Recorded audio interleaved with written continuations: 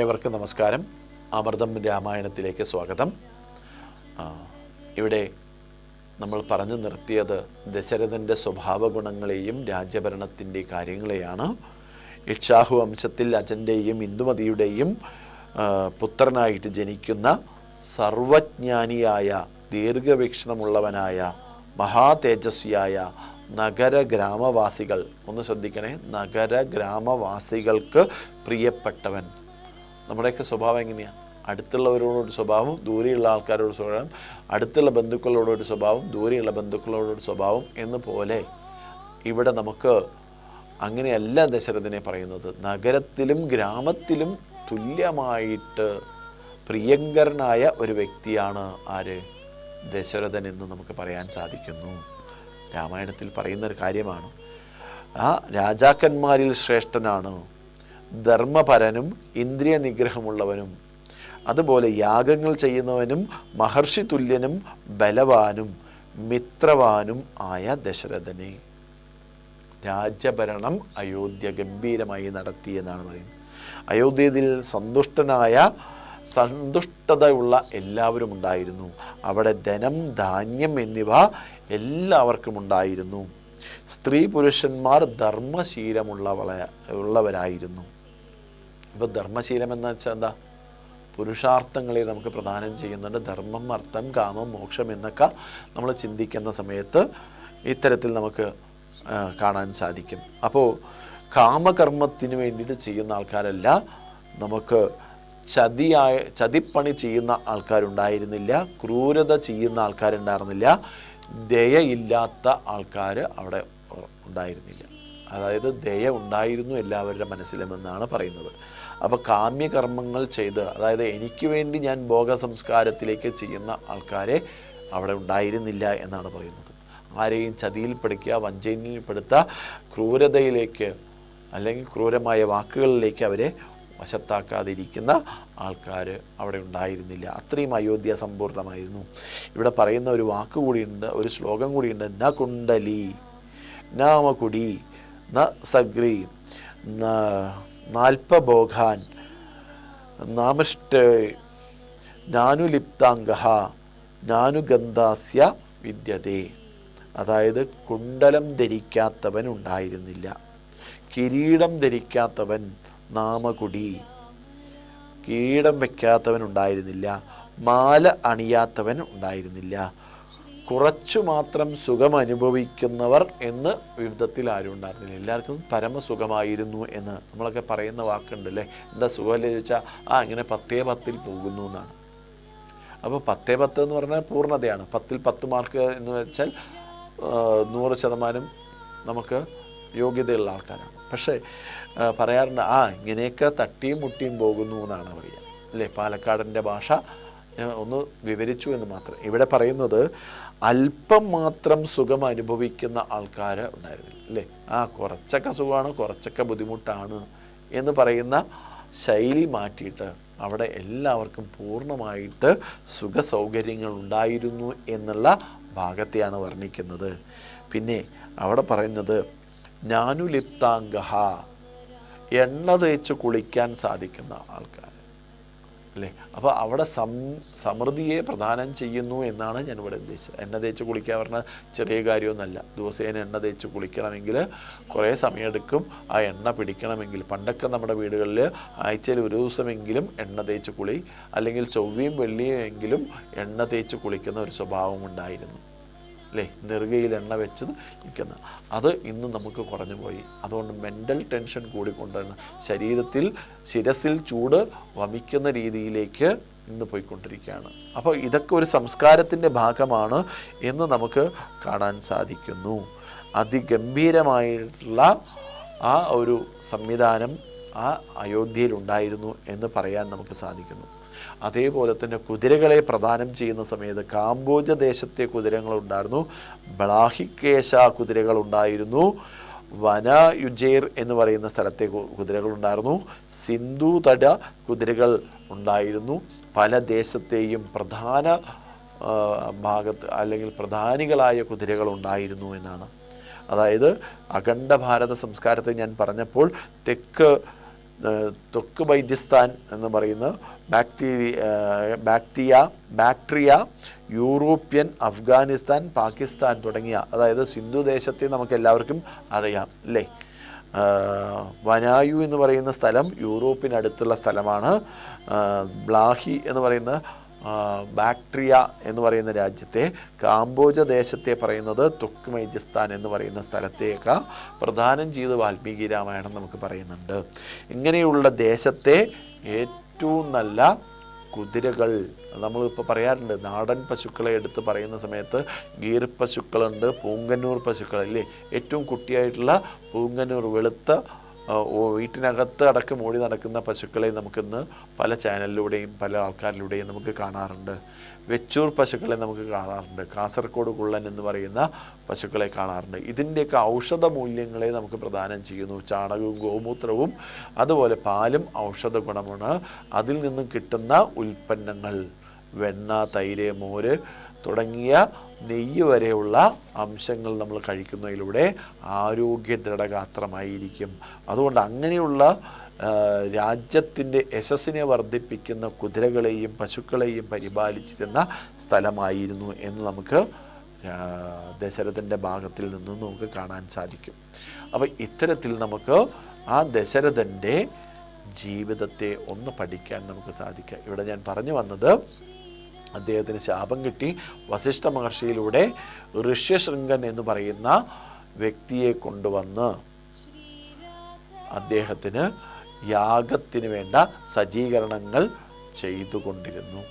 അപ്പോൾ വസിഷ്ഠ മഹർഷി തയ്യാറെടുത്തു യാഗയജ്ഞം. വേണമെങ്കിൽ കുലഗുരുവായ വസിഷ്ഠന് തന്നെ യാഗങ്ങൾ നടത്താമായിരുന്നു. പക്ഷെ അദ്ദേഹം ഉപദേശിക്കുന്നതിലൂടെ ഋഷ്യശൃംഗൻ്റെ നമുക്ക് വിഭാണ്ഡ മഹർഷിയെക്കുറിച്ച് പഠിക്കാൻ നമുക്ക് രാമായണത്തിലൂടെ സന്ദർഭമുണ്ടായി. വിഭാണ്ഡ മഹർഷി തൻ്റെ മകനെ ആരിലേക്കും അടുപ്പിക്കാതെ തപസ് കൊണ്ട് ശ്രേഷ്ഠമാക്കിയെടുത്ത് ഒരു വനാന്തര പ്രദേശം തന്നെ അദ്ദേഹത്തിന് വൈരാഗ്യ ബുദ്ധിയിൽ അല്ലെങ്കിൽ തപസ്സിൻ്റെ ശ്രേഷ്ഠതയിലേക്ക് കൊണ്ടുവന്നു. ആ തപശ്ചര്യ കൊണ്ട് തന്നെ അദ്ദേഹത്തെ ദശരഥൻ കൊണ്ടുവന്ന്, ഇതിനു മുമ്പേ നമുക്കറിയാം ലോമപാത മഹാരാജാവിൻ്റെ ദുർവാഴ്ച മൂലം, ദുർഭരണം കൊണ്ട് അവിടെ മഴ പോലും പെയ്യുമായിരുന്നില്ല. ആ ദുർഭരണം കൊണ്ട് മഴ പോലും പെയ്യാത്ത സ്ഥലത്ത് തൻ്റെ രാജ്യത്തുള്ള ദാസികളെ വിട്ടുകൊണ്ട് ഇദ്ദേഹത്തെ കൂട്ടിക്കൊണ്ടുവരാൻ ആകർഷിച്ച് കൂട്ടിക്കൊണ്ടുവരികയാണ് ഉണ്ടായത്. കാരണം തപസ് കൊണ്ടോ വാഗ്ബലം കൊണ്ടോ അല്ലെങ്കിൽ യോദ്ധാക്കന്മാരുടെ ബലം കൊണ്ടോ അദ്ദേഹത്തെ കൂട്ടിക്കൊണ്ടുവരാൻ സാധിക്കില്ലായിരുന്നു. അപ്പോൾ ആകർഷണം കൊണ്ട്, സ്ത്രീ ദാസികളെ കൊണ്ട് ആകർഷിച്ച് കൊണ്ടുവരികയാണ് ഉണ്ടായത്. അപ്പോൾ ഇവിടെയും നമ്മൾ ശ്രദ്ധിക്കുക, ഇന്ന് ഒട്ടനവധി ദുരാചാര പ്രവർത്തനങ്ങൾ നമ്മുടെ സമൂഹത്തിൽ നടക്കുന്നുണ്ട്. അപ്പം നമ്മുടെ കുട്ടികൾക്ക് ഇതൊന്നും അറിയരുത് എന്ന് പറഞ്ഞ് നമ്മൾ മാറ്റിവെക്കുമ്പോൾ വേറെ ആരെങ്കിലുമാണ് ഇത് പറഞ്ഞു കൊടുത്ത് അവരെ ആകർഷിച്ചതെങ്കിൽ ആ ആകർഷണ വലയത്തിൽ അവർ ചെന്നപ്പെട്ട് അതിലേക്ക് അഡിക്ഷനായി പോകുന്നു. അപ്പോൾ ഇവിടെയും നമുക്ക് ചിന്തിക്കണം. മൊബൈൽ ഉപയോഗിക്കരുത് എന്ന് എല്ലാവരും പറയുന്നുണ്ട്. പക്ഷേ മൊബൈൽ ഉപയോഗിച്ചുകൊണ്ട് നീ എങ്ങനെയാവണം, ഇത്ര സമയം മൊബൈൽ ഉപയോഗിച്ചുകൊണ്ട് ഇന്ന കാര്യങ്ങൾ മൊബൈലിനകത്ത് നിന്ന് എടുക്കാൻ നമുക്ക് സാധിക്കണം അല്ലേ. ഇപ്പം നമുക്കൊന്നും വേണ്ട, നമ്മുടെ നാട് വിട്ട് വേറെ നാട്ടിലേക്ക് പോകുമ്പോൾ ഉടനെ നമ്മൾ ഇന്ന് ചോദിക്കുന്നത് ഗൂഗിൾ മാപ്പ് ഇട്ട് തരൂ നിങ്ങളുടെ സ്ഥലത്തേക്ക് എത്താൻ. പണ്ട് നമ്മൾ പറയുന്നു, മോഹൻലാലിൻ്റെ ഒരു സിനിമയിൽ പറയുന്നുണ്ട്, ചോദിച്ചു പോവാമെന്നുള്ളത്. അപ്പോൾ ചോദിച്ച് പോകുന്ന സമയത്ത് വഴിതെറ്റിപ്പോകാൻ സാധ്യതയുണ്ടെങ്കിലും കൃത്യമായ വഴി കാണിച്ചു തരുന്ന പല ആൾക്കാരും നമുക്കുണ്ടായിരുന്നു. പക്ഷേ ഇന്ന് ഗൂഗിൾ മാപ്പിലൂടെ നമുക്ക് യഥാസ്ഥലത്ത് എത്തിച്ചേരുന്ന ആൾക്കാരായി മാറിക്കൊണ്ടിരിക്കും. അപ്പം ഞാനിവിടെ പറഞ്ഞു വന്നത്, നമ്മുടെ സംസ്കാരത്തിലൂടെ സ്വധർമ്മത്തിലൂടെ നമുക്ക് രാമനിലേക്ക് എത്തിച്ചേരാനുള്ള ഒരു മഹത്വപൂർണമായ രാമായണം ഉപാസിക്കണം. അപ്പോൾ അങ്ങനെയുള്ള ദശരഥനെ മനസ്സിലാക്കുമ്പോൾ ദശരഥൻ ചെയ്യാൻ പാടാത്ത ഒരു കൃത്യം ചെയ്തപ്പോൾ അവിടെ അദ്ദേഹത്തിന് എന്തു പറ്റി? അബദ്ധം പറ്റി. ഇവിടെയും കൗസല്യയെയും കൈകേയിയെയും നമ്മൾ ചിന്തിച്ച് നോക്കിയാൽ അറിയാം. അവിടെ ഋഷ്യശൃംഗനെ കൊണ്ടുവന്ന് യാഗരക്ഷ നടത്തി പുത്രകാമേഷ്ടി യാഗം നടത്തി അതിൽ നിന്നും ഫലം കിട്ടി. അവിടെ നിന്നും കിട്ടിയ പായസം, അധ്യാത്മരാമായണം നമുക്ക് പറയുന്നത് പായസമാണ്. ആ പായസം അഗ്നിദേവൻ കൊണ്ടുവന്ന് നൽകി. അത് നൽകി യജമാനനും യജമാനപത്നിക്കും അതുപോലെ തൻ്റെ കാമമോഹിതമായ പ്രിയപത്നിയായ കൈകേയിക്കും കൊടുത്തു. അത് ശ്രദ്ധിച്ചു നോക്കുന്ന സമയത്ത് അവിടെ കൗസല്യ മാതാവ് തൻ്റെ ധർമ്മം അനുഷ്ഠിക്കുന്നതായിട്ട് കാണാം. തനിക്ക് കിട്ടിയ പാതിയിൽ നിന്നും സുമിത്രാദേവിക്ക് കൊടുക്കുന്നതായിട്ട് നമുക്ക് കാണാൻ സാധിക്കും. അത് കണ്ടുകൊണ്ട് ഇവിടെ എഴുത്തച്ഛൻ പറയുന്നൊരു വാക്കുണ്ട്, അത് കണ്ടിട്ട് ആര് കൊടുത്തു? കൈകേയി മാതാവും കൊടുത്തു എന്നാണ് അല്ലേ. ചില കാര്യങ്ങളൊക്കെ അങ്ങനെയാണ്. നമ്മുടെ കുട്ടികളെ ഒന്ന് പരിശീലിപ്പിക്കുന്ന സമയത്ത് ഒന്ന് നമ്മൾ അടുത്തുള്ള ക്ഷേത്രത്തിലേക്ക് ഒരു 3-4 പ്രാവശ്യം നമ്മൾ കൊണ്ടുപോകുമ്പോൾ അവർ വന്ന് എന്ത് ചെയ്യും? നമ്മുടെ കൂടെ ആദ്യമൊക്കെ വരാൻ മടിക്കും, പിടിച്ചു വലിച്ച് നമ്മൾ കൊണ്ടുപോകും. അത് കഴിഞ്ഞ് പ്രദക്ഷിണം ചെയ്ത് നമസ്കരിച്ച് ഏത്തമിട്ട് അവിടെ നിന്ന് പ്രസാദം വാങ്ങി കഴിച്ച് നമ്മൾ തിരിച്ചു വരും. 3-4 ദിവസം കഴിയുമ്പോൾ ആ 4ാമത്തെ ദിവസം നമ്മളെ കുട്ടികളാണ് പിടിച്ചു വലിച്ച് അമ്പലത്തിലേക്ക് പോകാമെന്ന് പറഞ്ഞ് കൂട്ടിക്കൊണ്ടുപോകുക. അവിടെ നമ്മൾ നേരത്തെ കാണിച്ചു കൊടുത്ത ഏത്തമിടലും നമസ്കാരവും പ്രദക്ഷിണവുമെല്ലാം ആ കുട്ടി നമ്മളെ പഠിപ്പിക്കുന്നതായിട്ട് കാണാം. തിരിച്ച് പ്രസാദം കഴിച്ച് അത് കഴിക്കാൻ പ്രേരിപ്പിച്ചുകൊണ്ട് ആ കുട്ടി നമ്മളെ പറഞ്ഞ് മനസ്സിലാക്കി തരുന്നത് നമുക്ക് അറിയാൻ സാധിക്കും. അപ്പോൾ അങ്ങനെ ആവുന്ന സമയത്ത് ഇവിടെ അത് കണ്ടുകൊണ്ട് കൈകേയി സുമിത്രയ്ക്ക് തനിക്ക് കിട്ടിയ പാതി പായസം കൊടുത്തു. അങ്ങനെ ശാന്ത എന്നുള്ള കുട്ടി കൗസല്യ മാതാവിൽ ജനിച്ചുവെങ്കിലും ആ ശാന്തയെ ലോമപാത മഹാരാജാവിന് കൊടുത്തു. ആ ലോമപാത മഹാരാജാവ് ആ ശാന്തയെ വിവാഹം കഴിച്ചു കൊടുക്കുന്നത് ഋഷ്യശൃംഗനാണ്. ആ ഋഷ്യശൃംഗനാണ് ഇവിടെ വന്ന് എന്ത് ചെയ്യുന്നത്? തൻ്റെ ദശരഥൻ്റെ ജാമാതാവ് തന്നെയാണ് യാഗത്തിന് അവിടെ അർഹനായിട്ട് വരുന്നത്. പക്ഷേ ഇവിടെ വിഭാണ്ഡ മഹർഷിയെക്കുറിച്ചും നമുക്ക് വളരെ ശക്തമായിട്ട് മനസ്സിലാക്കാനുണ്ട്. തൻ്റെ തപശ്ചര്യ കൊണ്ട് ശ്രേഷ്ഠനാക്കിയെടുത്ത പുത്രനെ നമുക്ക് കാണാൻ, സത്പുത്രനെ നമുക്ക് കാണാൻ സാധിക്കും. അതുകൊണ്ടാണ് അദ്ദേഹം തോണിയിൽ നിന്നും കാലെടുത്ത് വെച്ച്, നമ്മുടെ വൈശാലി എന്നൊരു സിനിമ പണ്ട് വന്നിരുന്നു. പക്ഷെ അതിൽ ഒരുപാട് ദാസികളെ കൊണ്ട് അത്തരത്തിലൊക്കെ അത് ഒരു സിനിമയ്ക്ക് വേണ്ടി ചെയ്തതായിരിക്കാം. പക്ഷേ എങ്കിലും ആ സന്ദർഭവശാൽ ആ ഭൂമി തോണിയിൽ നിന്നും ആ രാജ്യത്തിലേക്ക് പാദമെടുത്ത് വെച്ചപ്പോൾ തന്നെ അവിടെ മഴ പെയ്തതായിട്ട് നമുക്ക് കാണാൻ സാധിക്കും. അപ്പോൾ അങ്ങനെയും ഒരു സ്ഥലം നമുക്ക് കാണാൻ സാധിക്കുന്നത് ശങ്കരാചാര്യ സ്വാമികൾ ആദ്യത്തെ മഠം ശൃംഗേരിയിൽ ആരംഭിക്കുന്നത് അവിടെ ശക്തമായ മഴ പെയ്യുന്ന സമയത്ത് പ്രസവിക്കുന്ന ഒരു തവളയ്ക്ക് പാമ്പ് തണൽ നൽകുന്നത് നമുക്ക് കാണാൻ സാധിക്കും. അപ്പോൾ അദ്ദേഹം മനസ്സിലാക്കി തൻ്റെ വേദഗ്രന്ഥങ്ങളെ ആദ്യം ചിലപ്പോൾ എതിർക്കുന്ന ആൾക്കാരായിരിക്കും പിന്നീട് സംരക്ഷിക്കുക അല്ലേ. ബദ്ധശത്രുക്കളെ ആയിരുന്ന പാമ്പും തവളയും അല്ലേ, നമുക്ക് ലക്ഷ്മണോപദേശത്തിൽ കേൾക്കാൻ സാധിക്കും.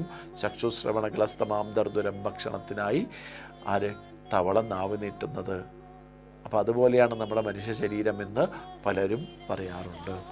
അപ്പോൾ ഇവിടെ ബദ്ധശത്രുക്കളായിരുന്ന പാമ്പും തവളയും ആ ഒരു തവളയ്ക്ക് സംരക്ഷണം കൊടുക്കുന്ന പാമ്പിനെ കണ്ടപ്പോൾ അവിടെ ശൃംഗേരി മഠം സ്ഥാപിച്ച ശങ്കരാചാര്യ സ്വാമികളെ നമുക്ക് കാണാൻ സാധിക്കും.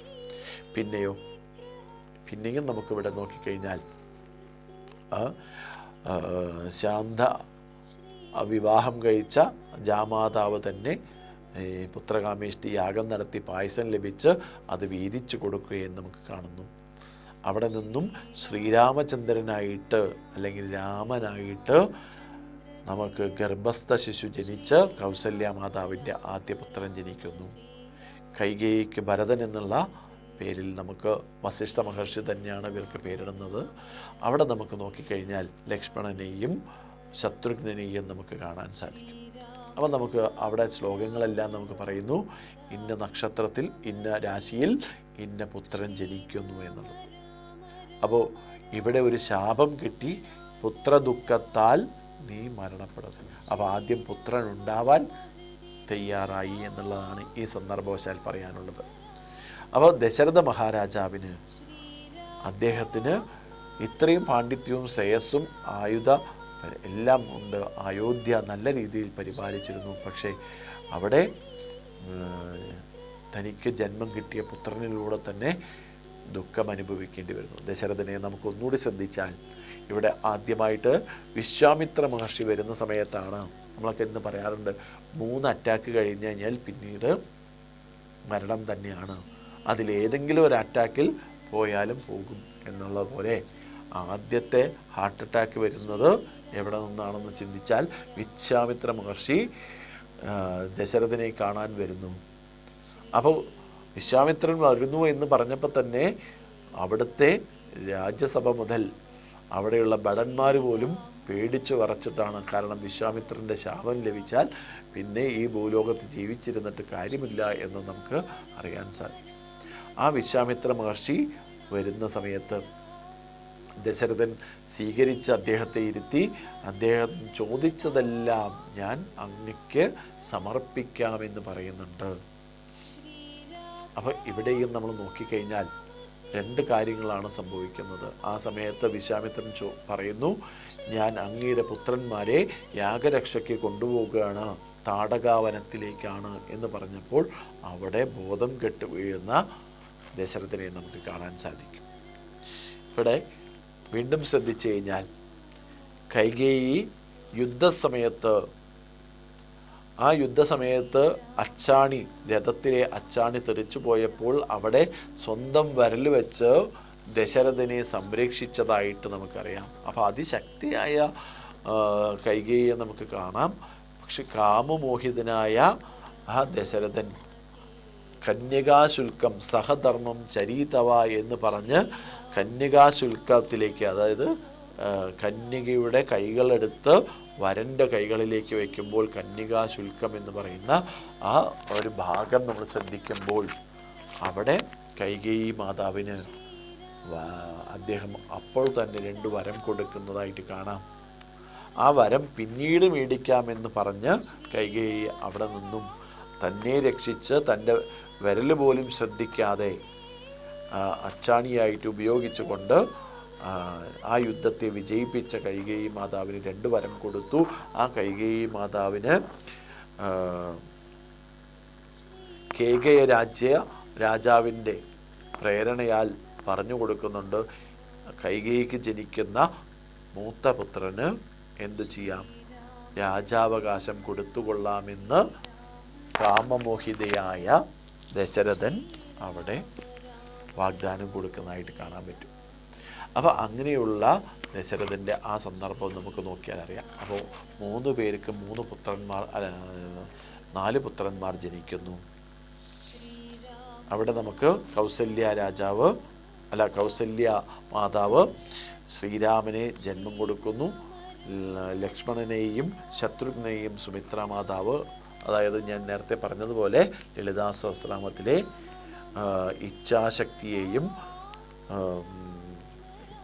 ഇച്ഛാശക്തി, ജ്ഞാനശക്തി, ക്രിയാശക്തി എന്ന് പറയുന്ന 3 ക്യാരക്ടറെയും നമുക്ക് കാണാൻ സാധിക്കും. അപ്പോൾ അങ്ങനെയുള്ള സ്ഥലത്ത് നമുക്ക് ദശരഥൻ്റെ ജീവചരിത്രം നമ്മുടെ ജീവിതത്തിൽ ഏതെല്ലാം നല്ലതെടുക്കണം, ഏതെല്ലാം മാറ്റിവെക്കണമെന്ന് പഠിക്കേണ്ട ഒരു സന്ദർഭം കൂടിയാണ് ദശരഥൻ്റെ രാജകൽപ്പനയും അദ്ദേഹത്തിൻ്റെ സ്വന്തം ജീവിതവും എന്നുള്ളത്. അപ്പോൾ ഇത്തരത്തിൽ ആ ദശരഥനെ നമുക്ക് നമ്മുടെ ജീവിതത്തിൻ്റെ ഭാഗമാക്കണം. ആർക്കും എടുത്തറിഞ്ഞ് നമ്മൾ വാക്ക് കൊടുക്കുകയോ അതിനനുസരിച്ച് സമ്മതം കൊടുക്കുകയോ ചെയ്യരുത് എന്ന് നമുക്ക് കാണാൻ സാധിക്കുന്നു എന്നുള്ളതാണ്. അപ്പോൾ അങ്ങനെയുള്ള ദശരഥൻ ഭരിച്ചിരുന്ന ആ രാമരാജ്യം നമുക്ക് ഇന്നും സാധ്യമാക്കാൻ നമുക്കെല്ലാവർക്കും പരിശ്രമിക്കാം രാമമന്ത്രത്തിലൂടെ. അപ്പോൾ അവിടെ നിന്ന് അങ്ങോട്ട് നമ്മൾ തുടങ്ങിക്കഴിഞ്ഞാൽ ബാലകാണ്ഡത്തിൽ നമുക്ക് കുട്ടികൾ വളർന്നു വരുന്നത് നമുക്ക് കാണാൻ സാധിക്കും. ആ കുട്ടികളിൽ ശ്രീരാമനെ എല്ലാവരും ഇഷ്ടപ്പെടുന്നു. കാരണം പ്രസവിച്ച ഉടനെ തന്നെ തൻ്റെ അമ്മയ്ക്ക് ചതുർബാഹുവായ വിഷ്ണുവിനെ കാണിച്ചു കൊടുത്തു എന്ന് നമുക്ക് ആധ്യാത്മരാമായണത്തിലൂടെ കാണാൻ സാധിക്കും. പക്ഷെ വാത്മീകി രാമായണത്തിൽ നമുക്ക് പറയുന്നത് ഒരു ഇക്ഷ്വാകു വംശത്തിൽ ദശരഥപുത്രനായി ജനിച്ച ഒരു മനുഷ്യനായിട്ട് നമുക്ക്, അല്ലെങ്കിൽ ക്ഷത്രിയ വംശത്തിൽ ജനിച്ച ശ്രീരാമചന്ദ്രനെ നമുക്ക് കാണാൻ സാധിക്കുന്നു എന്നുള്ളതാണ്. അപ്പോൾ ഇവിടെയും നമുക്ക് ചിന്തിക്കേണ്ടത്, അവതാര പുരുഷനാണ് എന്ന് എഴുത്തച്ഛൻ പറഞ്ഞപ്പോൾ അതിനെയും നമ്മൾ സ്വീകരിച്ചു. ചതുർബാഹുവായ വിഷ്ണുവിൻ്റെ അവതാരമാണ് താനെന്ന് അമ്മയെ ബോധിപ്പിക്കുന്നുണ്ട് അല്ലേ. കൃഷ്ണനും അത് യശോദാ മാതാവിന് കാണിച്ചു കൊടുത്തുന്നത് അല്ലേ. വായ തുറന്നപ്പോൾ ഈ ഭൂലോകം മുഴുക്കെ എൻ്റെ ഉള്ളിലാണ് എന്ന് മനസ്സിലാക്കി തരുന്ന മണ്ണ് തിന്നുന്ന ഉണ്ണികൃഷ്ണനെ നമുക്ക് വളരെയധികം ശ്രദ്ധിക്കാം അല്ലേ. അപ്പോൾ ഇങ്ങനെ നമ്മുടെ കുട്ടികളെ രാമൻ്റെയും കൃഷ്ണൻ്റെയും അവതാരമൂർത്തികളാണ് എന്ന് മനസ്സിലാക്കുമ്പോൾ അവിടെ നമുക്ക് ശ്രേഷ്ഠമായ കർമ്മങ്ങൾ അവരെ കൊണ്ട് സമൂഹത്തിന് ചെയ്യാൻ, നന്മ ചെയ്യാൻ, നന്മ പ്രവർത്തിക്കാൻ നമുക്കെല്ലാവർക്കും കഴിയണമെന്നാണ് എനിക്ക് പറയാനുള്ളത്. അപ്പോൾ രാമായണത്തിലൂടെ നമുക്ക് കുറച്ച് ഭാഗങ്ങളാണ് ഇന്ന് നമ്മൾ കേൾക്കുന്നത്. അവിടെ നിന്ന് നമ്മൾ തുടങ്ങിക്കഴിഞ്ഞാൽ അടുത്തത് കൗസല്യ മാതാവിനെ നമുക്ക് കാണാൻ സാധിക്കും അല്ലേ. കൗസല്യ മാതാവ് തൻ്റെ മകൻ ജനിച്ച ഉടനെ വിഷ്ണുവിൻ്റെ അവതാരം കാണിച്ചു തന്നു എന്നും അതിനുശേഷം ശ്രേഷ്ഠമായ കാര്യങ്ങൾ പകർന്നു കൊടുത്ത് ആ കുട്ടിയെ രാജകൽപ്പന അനുസരിച്ച് അല്ലെങ്കിൽ രാജധർമ്മം അനുസരിച്ച് ക്ഷത്രിയ വംശത്തിൽ ജനിച്ചതുകൊണ്ട് ആയുധ അസ്ത്രവിദ്യകൾ പഠിപ്പിക്കുകയും ധനുർവിദ്യകൾ എല്ലാം കരസ്ഥമാക്കുകയും ശാസ്ത്രവിദ്യകൾ അഭ്യസിക്കുകയും ശ്രീരാമനും 4 പേരും ചെയ്യുന്നുണ്ട്. ഭരതശത്രുഘ്നന്മാർ ചെയ്യുന്നുണ്ട്, പഠിക്കുന്നുണ്ട്. ആ സമയത്ത് പോലും ശ്രീരാമനെ ഒന്ന് നമ്മൾ ശ്രദ്ധിക്കുമ്പോൾ അവിടെ തൻ്റെ മുന്നിലേക്ക് വരുന്ന, അല്ലെങ്കിൽ അയോധ്യയിലേക്ക് കൊട്ടാരത്തിലേക്ക് വരുന്ന ആൾക്കാരെ, വയസ്സായ ആൾക്കാരെ, വയോവൃദ്ധന്മാർ, ജ്ഞാനവൃദ്ധന്മാർ, ശീലവൃദ്ധന്മാർ തുടങ്ങിയ 3 കാറ്റഗറികളെ നമുക്ക് പറഞ്ഞു തന്നു. അവ ശീലവൃദ്ധന്മാർ അല്ലേ, തൻ്റെ ശീലം കൊണ്ട് ശരീരം വയസ്സായി തൻ്റെ ശീലങ്ങളെല്ലാം ഇപ്പോഴും പരിപാലിച്ചു വരുന്നു ഇല്ലേ. പലരും, ഞാൻ പല സ്ഥലത്തും പോകുന്ന സമയത്ത് കാണാറുണ്ട്, ശീലവൃദ്ധന്മാർ കിടപ്പിലാണ് എന്നറിഞ്ഞാലും അദ്ദേഹം ഗായത്രി ജപിച്ചുകൊണ്ട് രാവിലെയും വൈകുന്നേരവും 108 ഗായത്രിയെങ്കിലും മിനിമം ജപിച്ചുകൊണ്ട് കിടക്കുന്ന ആൾക്കാരെ കാണാറുണ്ട്.